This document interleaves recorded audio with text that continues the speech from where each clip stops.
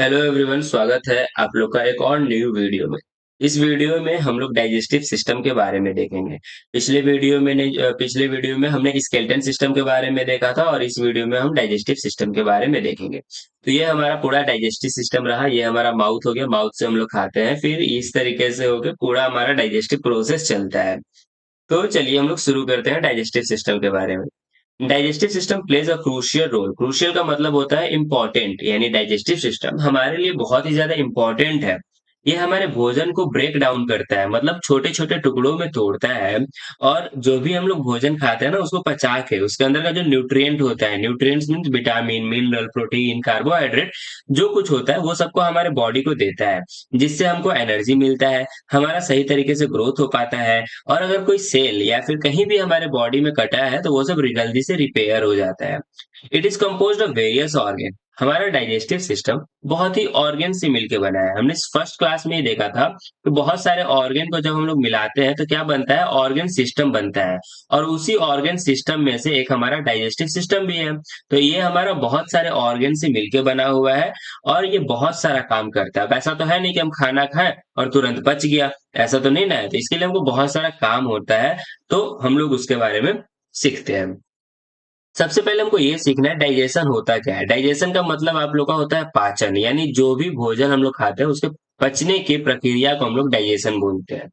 Digestion is the process. Digestion एक प्रक्रिया है, प्रोसेस है। किसका? तो ब्रेकिंग डाउन फूड, भोजन को छोटे छोटे टुकड़ों में तोड़ने का, इनटू स्मॉलर मॉलिक्यूल्स। जो भी हम लोग भोजन खाते हैं ना, उसको एकदम छोटे छोटे टुकड़ों में तोड़ने का एक प्रक्रिया है, और उसी प्रक्रिया को हम लोग डाइजेशन बोलते हैं।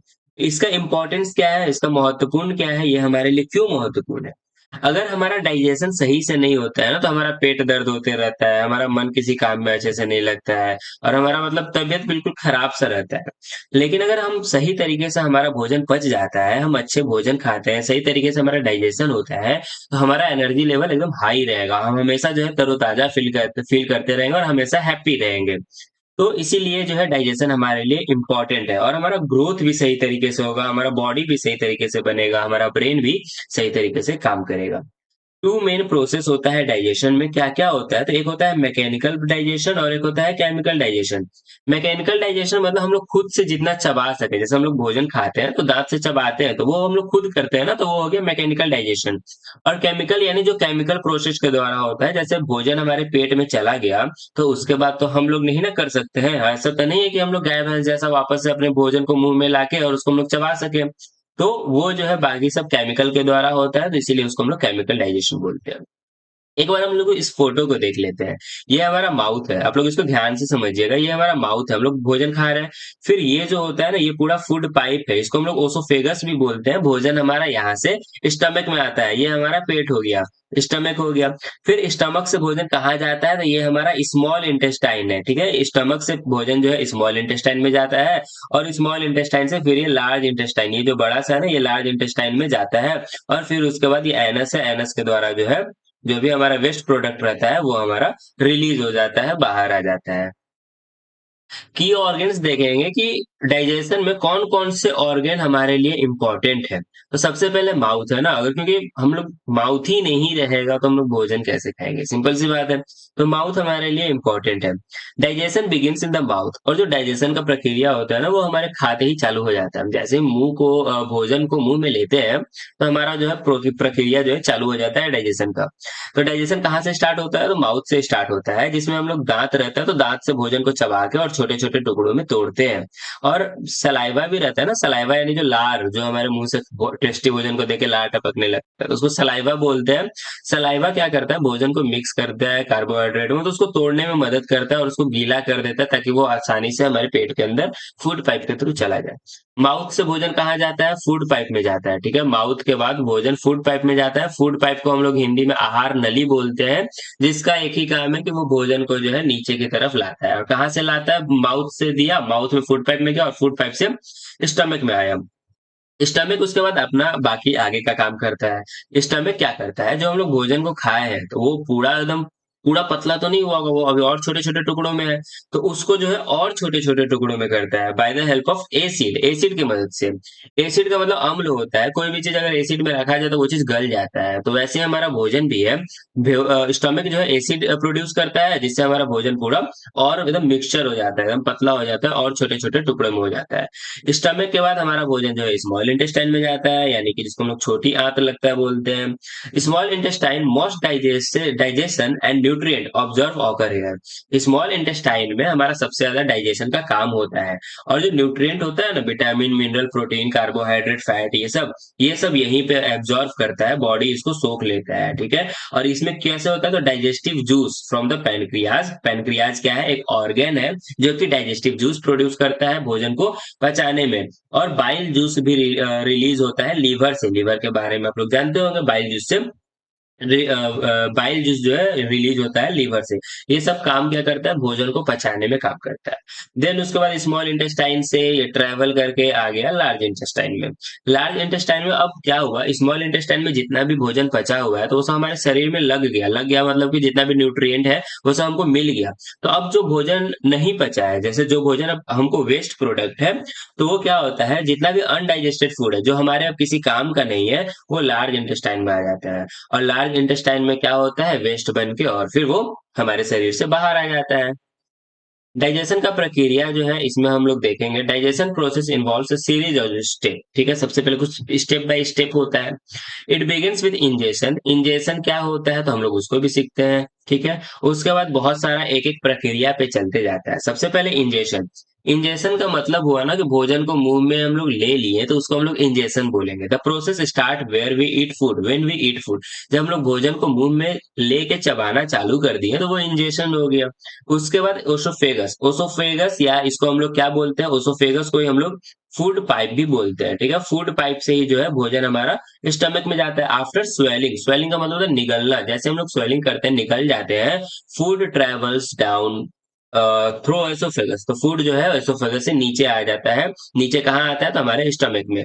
फिर पेट में क्या होता है, food is mixed with strong acid and enzyme. हमारे स्टमक में स्ट्रॉन्ग एसिड रिलीज होता है और एंजाइम रिलीज होता है, जिसके कारण भोजन जो है आपस में मिल जाते हैं और वो अच्छे से पचने चालू हो जाते हैं। उसके बाद हमारा भोजन स्टमक से स्मॉल इंटेस्टाइन में जाता है और वहां जाके न्यूट्रिएंट जो है सब सोख लिया जाता है, ठीक है। उसके बाद जो भी न्यूट्रिएंट होता है ना, वो बॉडी के हर एक भाग में भेज दिया जाता है, जिससे हमको एनर्जी भी मिलता है ना, ऊर्जा काम करने के लिए।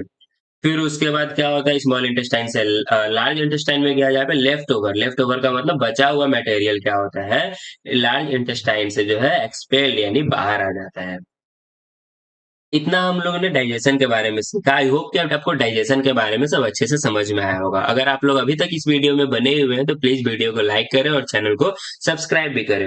अब हम लोग कुछ फन फैक्ट्स देखेंगे डाइजेशन के बारे में, जो कि बुक में नहीं दिया रहता है, कुछ छोटा सा बॉक्स बना के। तो उसी प्रकार अभी जो हम लोग फन फैक्ट्स देखेंगे जो कि बहुत ही इंटरेस्टिंग है।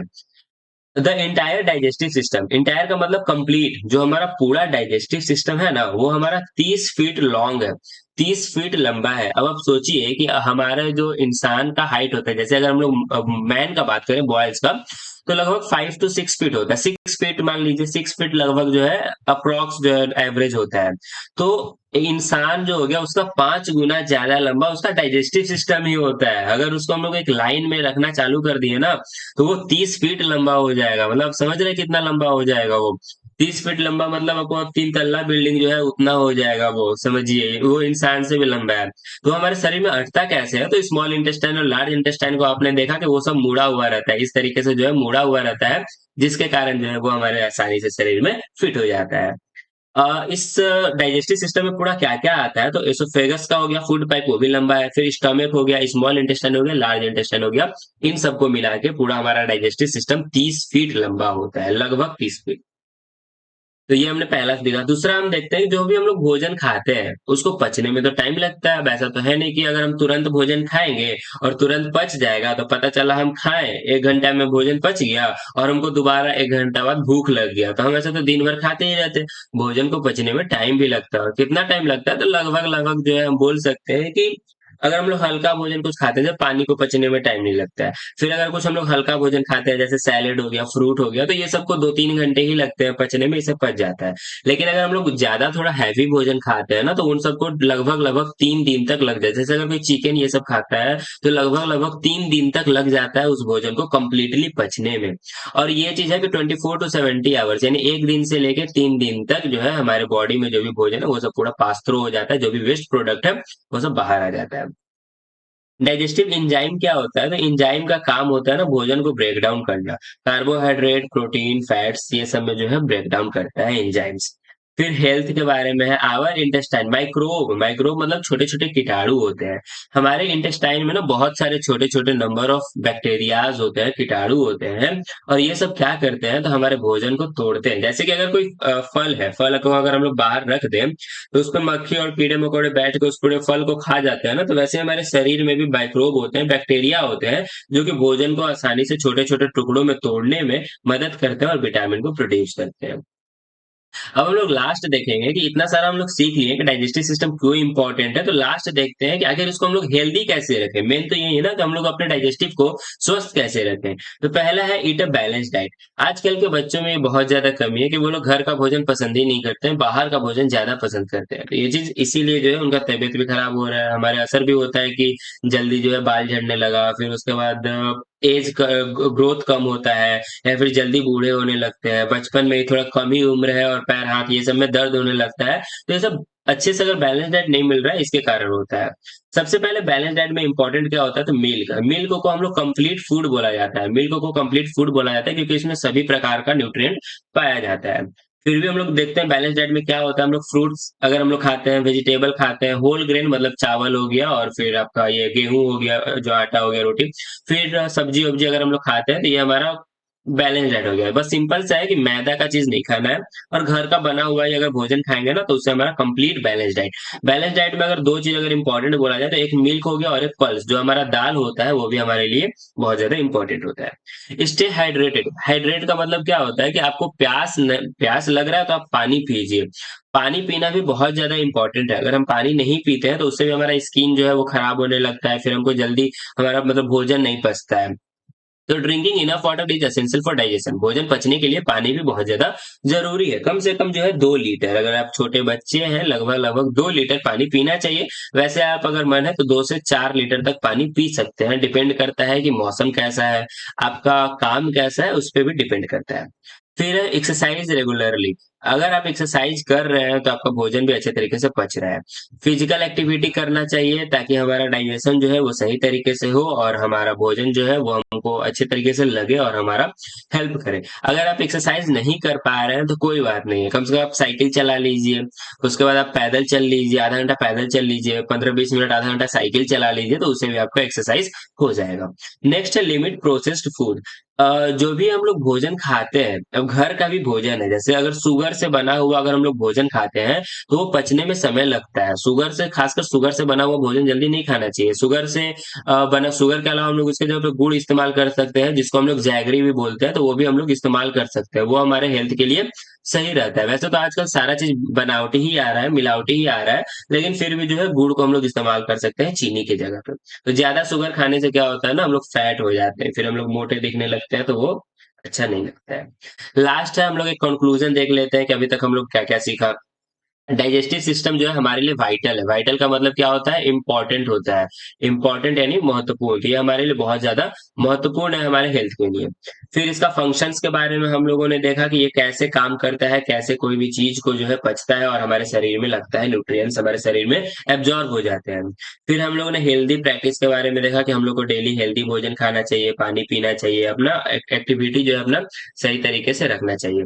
आई होप कि आपको अभी तक ये सारा वीडियो जो है समझ में आया हो, जितना भी डाइजेस्टिव के बारे में पढ़ा हो आप लोग को समझ में आ गया हो।